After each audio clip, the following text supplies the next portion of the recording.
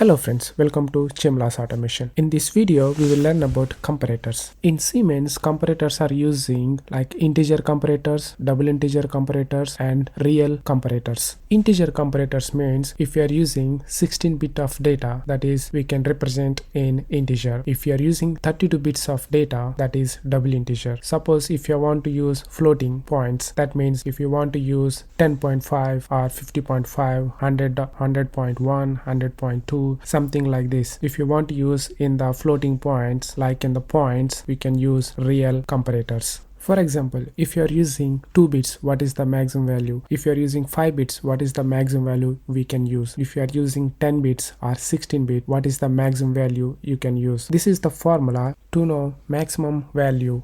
M equal to 2 power n minus 1. For example, if you are using 4 bits, 2 power 4 minus 1, that means 15 is the maximum value. For example, if you are using 16 bit, 2 power 16 minus 1, that is your maximum value. Integer means 16 bits, that means 2 power 16 minus 1. If it is double word, you can use 2 power 32 minus 1. Here is the list of bits and their maximum value. If you are using 8 bits, the maximum value is 256.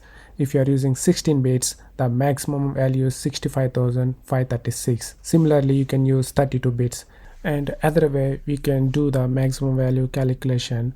If you are using 4 bits, you can do calculation like 2 power 0 plus, 2 power 1 plus, 2 power 2 plus, 2 power 3. If you add all these numbers, that is your maximum value. Or you can use this formula to calculate your maximum value. When you are comparing your values less than 16 bits, you can use integer comparators. In integer comparators, we have 6 types of instructions: equal, not equal, less than, greater than, less than or equal to, greater than or equal to. These instructions we can use with integers. In integer instructions, in1 means input 1, in2 means input 2. When you're using integer comparator, the integer means 16 bits. That means you should use word address. One word equal to 16 bits. That means MW0, MW2, MW4. Previously we learned about word addressing. So input 1 is word address and input 2 is word address. Similarly, for double integer, you should use MD0, MD4, MD8, like that. If you are using MD0, you should not use MW0 and MW2 because one double word equal to 2 words. In Siemens, you need to be careful about memory merging. In compare real also, the addressing will be MD0, MD4, MD8. One real value consumes 2 words of data. Real comparators are using for to compare floating points, floating values. Now we will see how to use each comparator in the program. Now we will take integer, equal and not equal comparators and how to use these comparators. I am taking here both equal and not equal comparator. The input address is word address because these comparators are integer comparators. So input 1 should be word address. So I'm taking here my input 1 address is MW0 and input 2 address is MW2.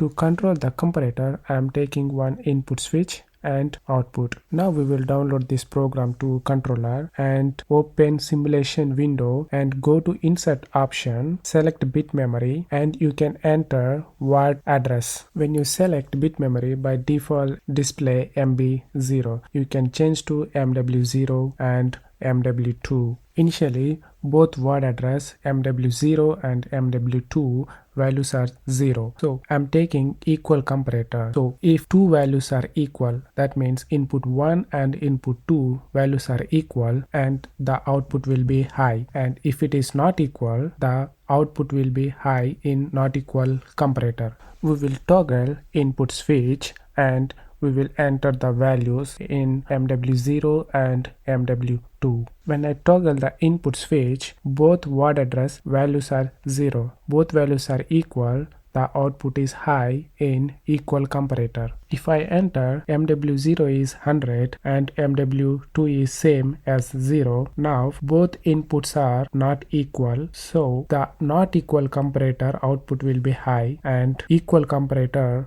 output will be low. In equal comparator, if both values are equal, the output will be high. But in not equal comparator, if both values are not equal, the output will be high. These instructions we use when you want to trigger output when two values are equal. We will use equal instruction, and if two values are not equal, if we want to trigger the output, then we will use not equal instructions. Thank you for watching. See you in the next video.